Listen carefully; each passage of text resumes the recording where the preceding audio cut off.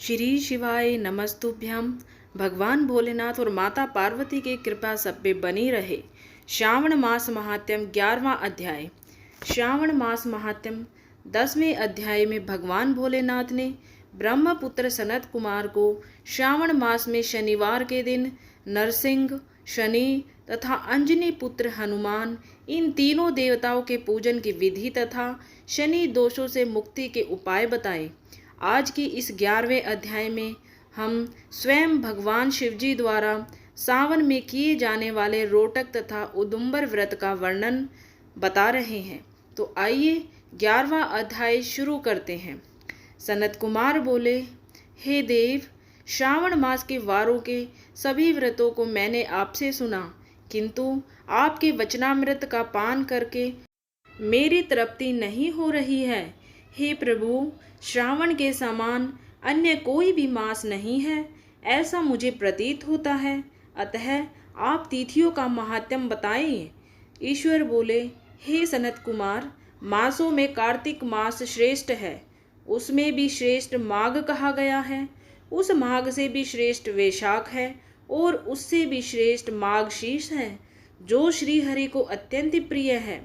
विश्वरूप भगवान से उत्पन्न होने से ये चारों मास मुझे प्रिय हैं, किंतु 12 मासों में श्रावण तो साक्षात शिव का रूप है। हे सनत कुमार, श्रावण मास में सभी तिथियों व्रत युक्त हैं, फिर भी मैं उनमें प्रधान रूप से कुछ उत्तम तिथियों को आपको बता रहा हूँ।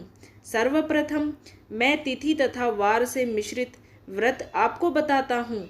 श्रावण मास में जब प्रतिपदा तिथि में सोमवार हो तो उस महीने में 5 सोमवार पड़ते हैं। उस श्रावण मास में मनुष्यों को रोटक नामक व्रत करना चाहिए। यह रोटक नामक व्रत 3.5 महीने का भी होता है। यह लक्ष्मी की वृद्धि करने वाला तथा सभी मनोरथों की सिद्धि करने वाला है। हे मुने, मैं उसका विधान बताऊंगा, आप सावधान होकर सुनिए। श्रावण मास के शुक्ल पक्ष में प्रतिपदा तिथि को जब सोमवार हो, तब विद्वान प्रातःकाल यह संकल्प करें, मैं आज से आरंभ करके रोटक व्रत करूंगा। हे सुरश्रेष्ठ, हे जगत गुरु, मुझ पर कृपा कीजिए। उसके बाद अखंडित बिल्व पत्रों, तुलसी दलों, नीलोत्पल, कमल पुष्पों, कहलार पुष्पों, चंपा तथा मालती के पुष्पों, गोविंद पुष्पों, आग के पुष्पों, उस ऋतु तथा काल में होने वाले नाना विधि अन्य सुंदर पुष्पों, धूप दीप नैवेद्य तथा नाना प्रकार के फलों से शूलधारी महादेव की प्रतिदिन पूजा करनी चाहिए। विशेष रूप से रोटकों का प्रधान नैवेद्य अर्पित करना चाहिए। पुरुष के आहार प्रमाण के समान 5 रोटक बनाने चाहिए। बुद्धिमान को चाहिए कि उनमें से 2 रोटक ब्राह्मणों को दे, 2 रोटकों का स्वयं भोजन करे और 1 रोटक देवता को नैवेद्य के रूप में अर्पित करे। बुद्धिमान को चाहिए कि शेष पूजा करने के अनंतर अर्घ्य प्रदान करे। केला, नारियल, जंबीरी, नींबू, बीज पूरक, खजूर, ककड़ी, दाख, नारंगी, बिजोरा नींबू, अखरोट, अनार तथा अन्य और जो भी ऋतु में होने वाले फल हो, वे सब अर्घ्य दान में प्रशस्त हैं। उस अर्घ्य दान का फल सुनिए। 7 समुद्र सहित पृथ्वी का दान करके मनुष्य को जो फल प्राप्त करता है, वही फल विधान पूर्वक इस व्रत को करके वह पा जाता है।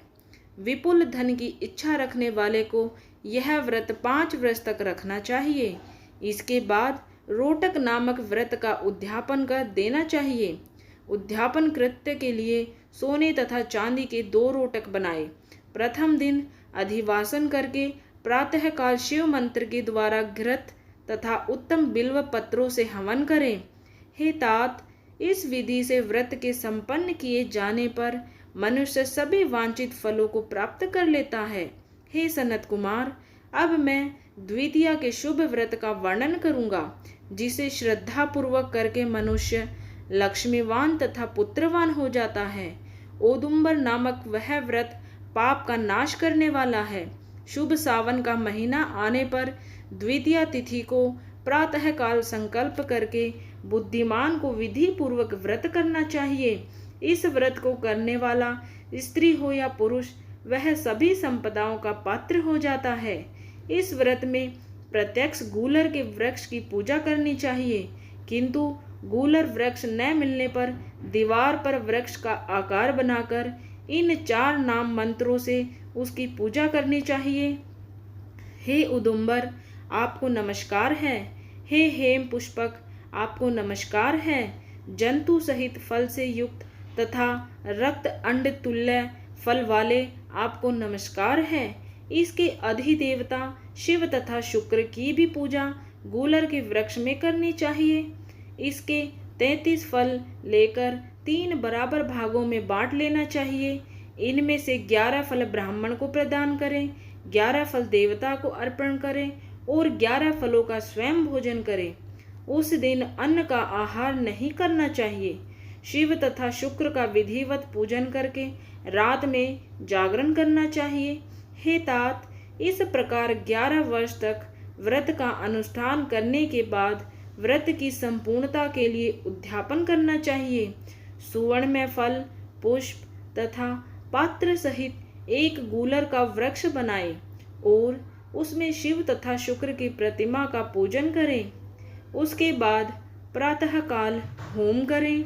गूलर के शुभ, कोमल तथा छोटे छोटे 108 फलों से तथा गूलर की समिधाओं से तिल तथा घृत सहित होम करें।